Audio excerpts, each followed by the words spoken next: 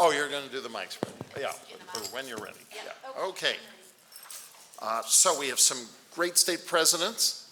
Jackie Boschok from Washington State. Pauline Brooks from California. Moving time zones going to the east. Linda Somo from Arizona. And Ross Winklbauer from Wisconsin. Yes. So let's see how we can learn from them. Take it away, Maureen. All right, hello everybody. So we've been talking a lot about ideas this morning and what we can do to grow our state chapters. So we wanted to bring together 4 state chapters that are really excelling in building retiree power in their own very special and specific ways. And hopefully you all can kind of take back some ideas, learn from them, and bring it to your own chapters. So I wanted to start with Linda Somo, over there, sorry, our Arizona president. So the Arizona Alliance is a really impressive chapter. They have pretty low density in Arizona. However, they've really been able to build up their chapter to be a powerhouse in the state and be the voice of retirees. So Linda, can you talk a little bit about how your chapter did that? Yes, thank you. First of all, I can't take any credit for it because a lot of it happened prior to me being president.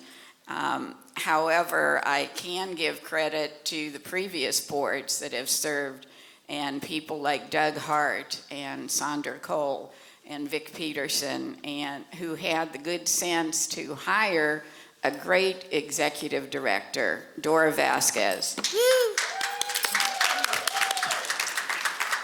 And it's because of the relationships that they were able to form and the ability to form coalitions with other groups such as Protect Our Care, Honest Arizona, many relationships that we have built over the years that enables us to be able to be recognized as a voice for seniors.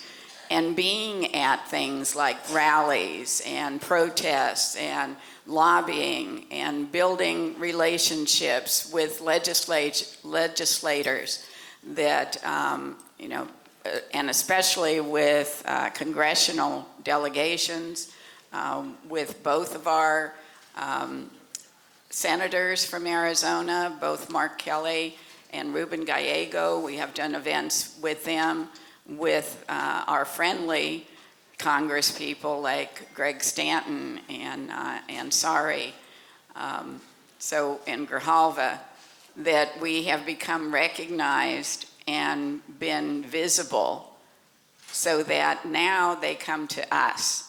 They know that people will listen to what we have to say. I think one of the main things is being reliable, building that reputation for knowing the issues and being able to speak on them has a great impact and enables us to be able to be a spokesperson for our age group for important issues, especially on Social Security, Medicare, and Medicaid. Developing relationships with the media so that they now seek us out and ask for stories, ask for us to respond to issues, to current affairs, to things that are happening both on the congressional level, the state level, the local level. They now come to us to ask for information.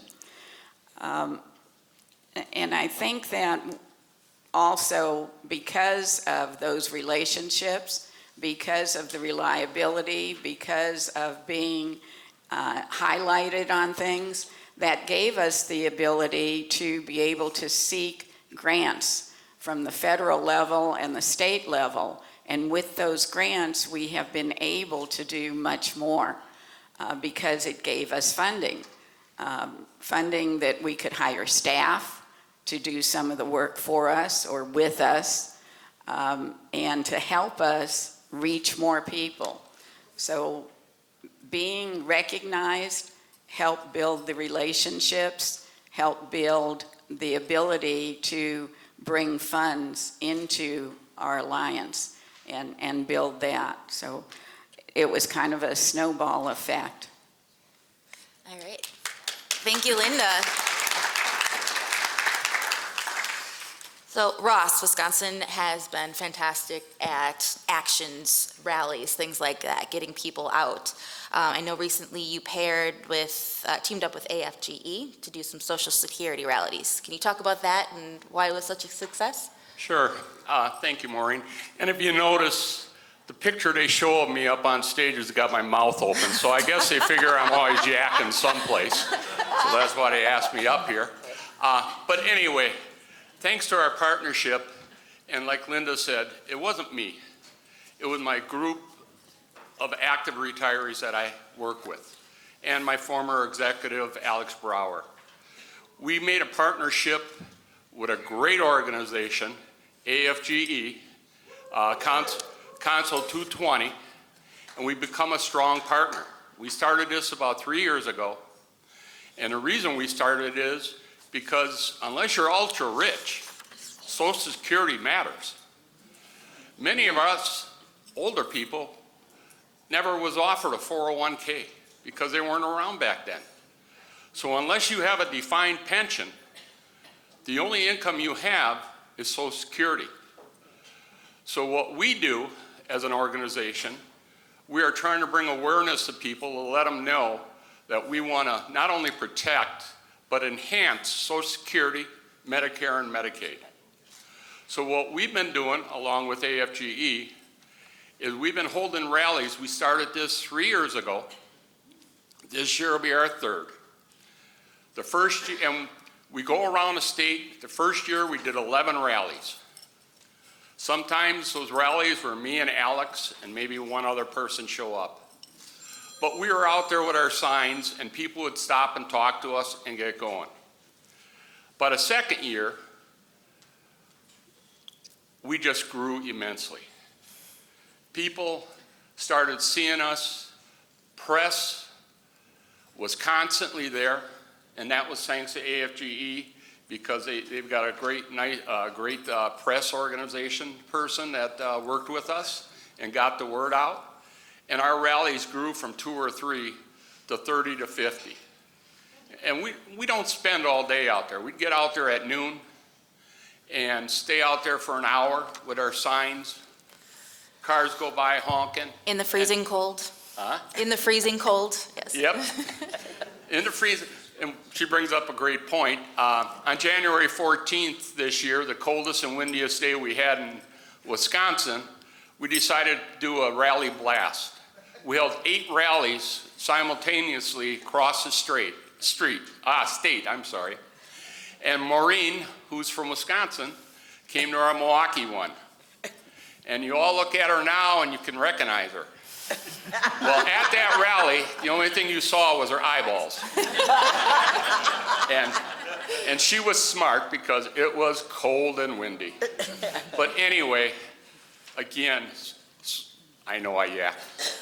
Social Security is so important to us. We have to make sure that we protect it, not only for ourselves, but for our families. I have sons and daughter-in-laws that are getting up in age and they're looking at Social Security. I have grandchildren who I'm worried about. Is it going to be there for them? Is it going to be protected? Now I've got great-grandchildren. And them too, I look at, we got to make sure they're taken care of in the future. And for us, this is a way to do it, to bring attention across the state. And the press has picked up on us, and every rally, we're in the press, whether it's the local newspaper, even way up north or down in Milwaukee. Television station's been coming out. They even had this old man on the Today Show doing an interview talking about Social Security. And so it's important, so it can be done. You don't have to have a large group. Make some homemade signs. Team up with the people in your state, like AFGE or other unions. And just go on out and stand in front of a Social Security office. You'll be surprised how much people come and ask you and thank you and talk to you. So thank you so much, Maureen. Thanks, Ross. And just a quick follow-up to that. How did you pairing up with AFGE and doing those rallies, I know you got a lot of media attention, but did that translate to getting other affiliation, other union affiliations, other activism by raising your profile in the state? Yes, because of it, other unions come support us. We get not just retirees, but we get members of the labor councils and people that either work a different shift that can come out, or even who took off of work, and they come out and support us. So it's a mixture of people my age and people Maureen's age, and I'm sorry, Maureen, and even younger. Impossible. So it's important. So we made that coalition, and it has expanded tremendously. We get politicians that come and ask us if they can come to the rallies and speak. And so we do have that great recognition. All right, thank you, Russ. Okay. Let's move over to Jackie in Washington State. I know that your Washington Alliance chapter focuses really heavily on legislation and doing legislative and policy work. And recently you've jumped into the Wiser fight. So can you talk a little bit about that? Yes. So just to remind people, the acronym stands for Wasteful and Inappropriate Service Reduction. It's again one of those a part and parcel of the whole phony national attempt to cut money out of programs. But 6 states, it's a pilot program across the nation, and it is going to require, it already started, requires that right now a small number of healthcare services require pre-authorization under traditional Medicare, which currently requires no pre-authorization for any other programs. And Medicare Advantage requires pre-authorization for everything, and we know that that has been used to deny care, postpone care, and result in a lot of people suffering, and even some deaths because they didn't get the care they needed. So a group of us in Washington State, really sort of led by one of our affiliates, the AFSCME retiree group in Washington is called the Retired Public Employees Council of Washington.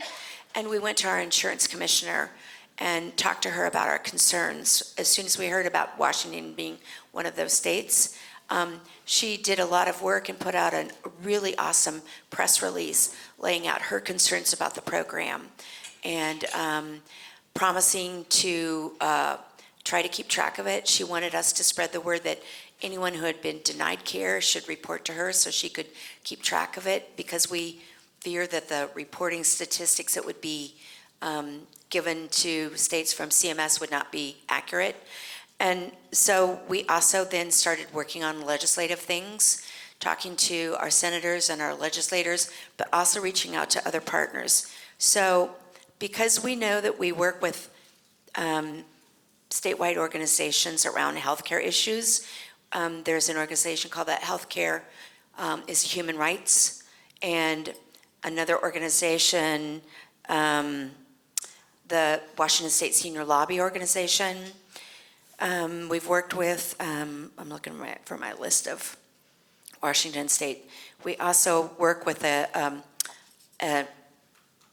group of attorneys that deal with healthcare, the Washington Northwest Healthcare Law Advocates, and another community-based retiree group, the Puget Sound Advocates for Retirement Action, and also our AFT retirees group. So we got together and we're working hard on a statewide coalition that would really pressure our members of Congress to stop the program and or try to prevent it from, we were concerned about the extension of the program into the other pilot years to include not just a small set of procedures, but the slippery slope to the privatization of Medicare. So We then found out that there were other states that were doing the same thing. So we formed an organization called Wiser Coordinating Committee, and other states are now a part of this coalition. The California Alliance for Retired, the Texas Alliance, the Oklahoma AFL-CIO, the Movement to End Privatization of Medicare, Healthcare for All Arizona, Progressive Democrats of America in Arizona, New Jersey Universal Healthcare Coalition, and the Single Payer Action Network in Ohio. So we also recently found out about a brand new thing that maybe I'll talk about when they also want to use AI to help beneficiaries sign up for the same kind of things that EBS said they would do.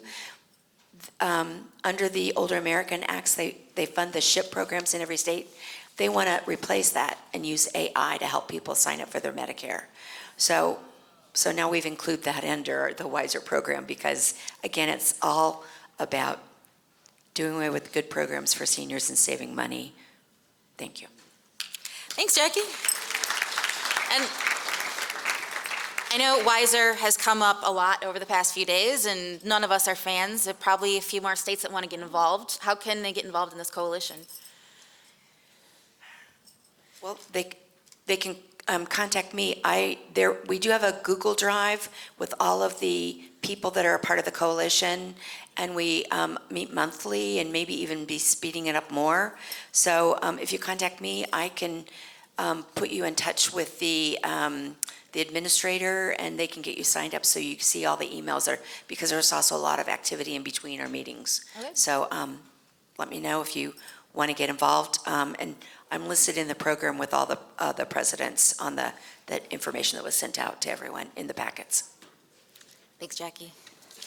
All right, Pauline in California, you all have gotten pretty involved in electoral work recently and had a huge victory with Prop 50 that might just save our entire democracy.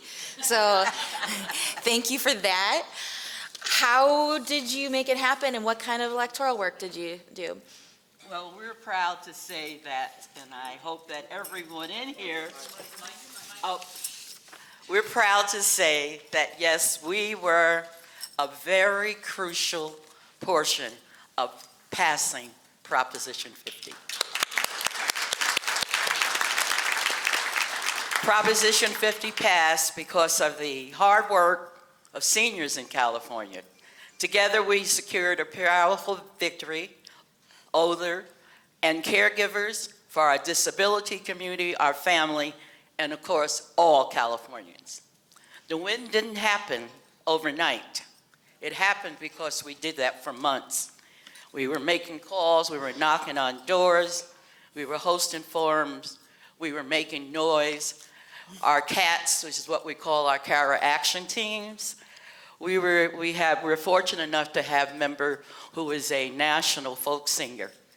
And we would just set up downtown, anywhere, whatever, music, and always get people to get involved and talk about it. I know that most of you here at some point probably did phone banking. Did I hear? Oh. Well, one of the new wonderful things was the phone banking system that we used. And I'm not a virtual person and all of that stuff, but we were able to do what we did in California. And just talking about what we did, we had 850 volunteer shifts. So it was set up that every Monday, for a certain amount of hours, our people were making calls. And we made over 4,500 calls. You made 426,000. Calls. So, 427,000 calls. Of that, 12,000 of those calls were direct to seniors. So we were seniors talking to seniors about what was important. Of that, 10,000 383 of those seniors agreed to vote yes.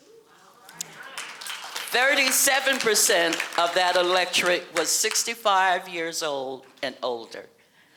And therefore, we voted yes, and we got 50 passed. The proposition is taking bold steps to strengthen the program and to continue to do what we need to do to protect our Social Security, our Medicare, our Medi-Cal, and everything else that affects us seniors. And it gave us an opportunity, again, to highlight how wonderful CARA is, and ARA is, you know, of course, we take our state letter, and we are very active with our legislators. We have coming up on, matter of fact, Monday, what we call our lobby days, where we actually visit with 100 and plus of our state representatives and do the work that we do through ARA, through CARA. Moving forward from the success that we had with the Proposition 50, we are taking on a new process. In 2026, our senior vote program. And for the first time, CARA will be in our 23-year history, and I'm happy to say that I've been with CARA for 21 years. And therefore, we're taking on the senior vote program, which is reaching out for the first time to endorse candidates. That is not something we did in the past. We worked on propositions, we work on laws, we work on legislation. So we're moving forward, and a lot of that comes because of the work that we did, that all of a sudden, although we've been doing it all these years, and we're all over the Capitol at least once a year for our lobby days, but it opened more doors, which is what happens, which makes us greater, which brings us with all other agencies. So we are going to go into the 2016 doing something new and continue to grad and continue to grow and do what we do for seniors, our disabled community, our working community, and everyone else. So that's what CARA has done for 2026. Right, thank you so much, Pauline. And thank you, Kara. Okay, with the few minutes we have left, we'll do just a rapid fire round, which is what's one thing any state chapter can do in the next 90 days or so to bring power to their chapters? And let's start with Ross. Next 90 days, what can you do? You can reach out to your affiliates, you can reach out to your sustainers, and you can reach out to your labor councils and any group that supports seniors and get them involved. And in the next 90 days, even in Wisconsin, the weather's turning nicer, so I think it's nice by you guys. You can set up some rallies. Find out where your Social Security offices are. And set up a rally. Like I said, we only do it for an hour. But go out there, make your signs, let your voice be heard, and make sure you contact the press so that you do get it. And once it gets started and gets going, it'll snowball and it'll grow, and I think you'll be very happy. All right, thank you. Linda. I'm going to piggyback on what was just said by my colleague here, and that is show up at rallies, at protests, at whatever events are going on. Wear your Alliance t-shirts so that they know we exist and that they know we support them. Picket lines. I have members of my wonderful board who show up on picket lines for our member unions. So they know we support them and they know we exist, and then they support us as well. So showing up is a key, reaching out to all of your affiliates, plan your own events. Because of the grants that we've had from the Energy Commission, For instance, we're having an event on Tuesday, which is Cinco de Mayo. For those who are from the West, you know what that is. And we're calling it Let's Talk Taco About Utility Affordability. And so we're having an event, we're feeding them, we're giving them information on how they can influence utility rates and the rises in utility rates and energy efficiency. So showing up to other events, plan your own events, be creative, and you'll be successful. Thank you. Thanks. Jackie? Well, every chapter really should get to have a better relationship with your insurance commissioner. Washington State's insurance commissioners are elected, and so they have to be very responsive to the people that put them there, and so they're well known for being progressive. But it's important that you have their knowledge and wisdom and backing to really make a difference. And they also control the statewide SHIP program. So in the next near future, everyone should be contacting them about that, the potential to replace the SHIP advisory program, and which would, because CMS is planning on trying to get rid of the Older American Acts funding for the entire program. That, well, they don't want to even fund the Older American Act at all, but it would be a huge loss to have that that advocate for seniors who use them for their annual enrollment information. So I think that's really important. Just another new way that they want to, under the phony reduction of waste and fraud, that is a very important program, and it's no way can we call it wasteful use of funds. So we really need to try to protect that. Thank you. Pauline? I want to piggyback on the mentioning of doing the events. And one of the things that we try to emphasize, how about bringing in the rest of the family, your other people in our lives? We don't have to wait till we get seniors. We need to remind them that they are going to become seniors. And all of the work that we are doing is going to benefit them. So we reach out to organizations of any age. We do interaction with youth groups. We do interactions with the schools. We do interactions with our children's children. And so it's to, teach one, train one, bring them in. When we have our events, we want everyone to be involved. It's wonderful when the kids are out there with the signs about Save Seniors and et cetera. So that is just utilizing and doing what we do, taking the message to the streets, take it to your church, take it to your bowling, take it to your club, take it to wherever it is you hang. We're in Las Vegas, take it to the casino. But know that we work hard so that we can live right and live good what we deserve. And we want to pass it on to the next generation. Thank you, Pauline. I don't think I could do a better wrap-up than that. So I just want to say thank you so much to all our wonderful panelists. Please, if you want to have a Q&A with them, we don't have a lot of time right now, but please just approach them later on. Thanks, everybody.